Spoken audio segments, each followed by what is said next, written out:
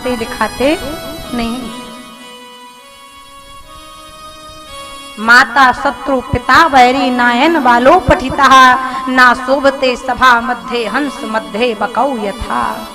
वह माता पिता अपनी संतान के सबसे बड़े शत्रु, जो अपनी संतान को शिक्षित नहीं करते, एजुकेटेड नहीं करते। कई माताएं कहती हैं विद्यालय बहुत दूर है, कहाँ लड़की अकेली जाएगी, समय जमाना खराब है। इसलिए बाल बच्चों को अवश्य पढ़ाओ, नहीं तो अनपढ़ बालक सभा में वैसे लगता है जैसे हंसों के बीच कभी बगुला शोभा नहीं देता है। भरत जी महाराज कुछ नहीं करते, भगवान का भजन करते। अब भजन करते करते एक दिन क्या हुआ, एक दिन चले जा रहे थे और जाते जाते सिंधु सौवीर देश के राजा रहूगढ़ पालकी में बैठकर जा रहे थे। इतने में महाराज राजा का एक कहार था ना, उसको बुखार आ गया। पहले के जमाने में डोली चलती थी। अब जो एक महाराज कहार था वो बीमार हो गया, टाइफाइड हो गया। तो राजा ने कहा कोई रास्ते में अच्छा हट्टा कट्टा नौजवान मिल जाए तो लगा देना। चले जा रहे थे, रास्ते में महाराज भरत जी चले जा रहे थे। मन चंगा तो कठौती में गंगा। अब महाराज चले जा रहे थे भगवान का भजन करते करते, श्री कृष्ण गोविंद हरे मुरारी हे नाथ नारायण वासु। अब भरत जी को देखा, ओ भैया कम हियर, इधर आओ। हाँ बोलिए महाराज जी क्या बात है। बोले राजा जी के पालकी की कहार जो था ना वो बीमार हो गया, तुम यहाँ पर लग जाओ। जी बिल्कुल लग गए। लेकिन भरत जी का स्वभाव ऐसा था कि हमारे द्वारा किसी भी जीव को कभी कष्ट ना हो, यही धर्म है, यही मानवता है। जीवन में भगवान की पूजा करो ना करो, लेकिन भगवान से ये कहो हे हरि हमारे द्वारा कभी किसी के नेत्र में आंसू ना आए, हमारे कारण किसी भी जीव को कोई कष्ट ना हो, किसी की आत्मा ना दुखे, भगवान से मांगो। अब भरत जी महाराज का नियम था कि अगर कोई भी जीव सामने आए तो उसे बचाना। अब कहार के नाम पर तो लग गए। अब चले जा रहे थे पालकी में राजा रहूगण, तो थोड़ा चले इतने में एक चींटी आ गई। राजा रहूगण बैठे पालकी में, भरत जी महाराज ने देखा कि मेरे पैरों के नीचे चींटी आ जाएगी। महाराज भरत जी ने एक फिट छलांग लगाई। राजा रहूगण का जो सिर था पालकी में लगा, कहने लगा रे भोजन नहीं करता, आना नहीं खाता क्या, कैसे चल रहा है, चलते नहीं बनता। और कहते हैं ना भोजन उतना लो थाली में कि व्यर्थ न जाए नाली में। भोजन उतना लो थाली में जितना पा सको। अगर आप थाली में भोजन छोड़ते हो और हाथ धोते हो ना, तो इससे बड़ा कोई पाप संसार में दूसरा। अन्नपूर्णा सबसे बड़ी माता है जो हमारे भूख को शांत करती हैं, क्षुधा की तृप्ति करती हैं।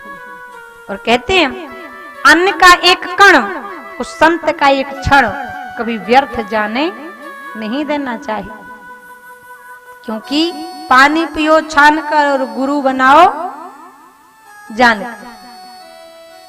और कहते हैं ना कि लोभी गुरु लालची चेला, दोनों नरक में ठेलम ठेला, दोनों नरक में ठेलम ठेला। बंदऊ गुरु पद में पधारा, बंदऊ गुरु जय सिया राम, जय सिया राम, बंदऊ गुरु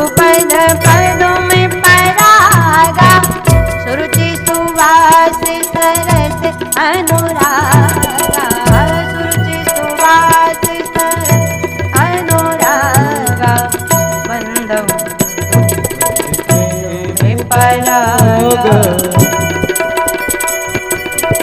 जय सिया राम जय जय सिया राम जय सिया राम जय जय सिया राम जय सिया राम जय जय सिया राम जय सिया जय सिया जय सिया राम जय सिया राम। गुरु करो जान कर, क्यों? क्योंकि लोभी गुरु लालची चेला दोनों नरक में। गुरु और चेला का संबंध कैसा हो?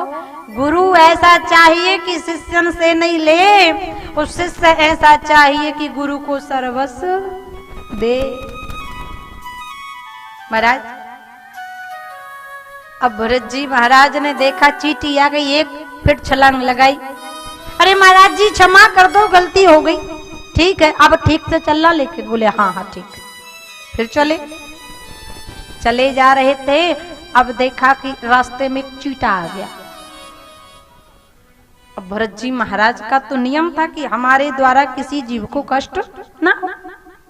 अब चींटा जब आया ना तो 2 फिर छलांग लगाई। राजा रहुगण का जो मुकुट था नीचे गिर गया।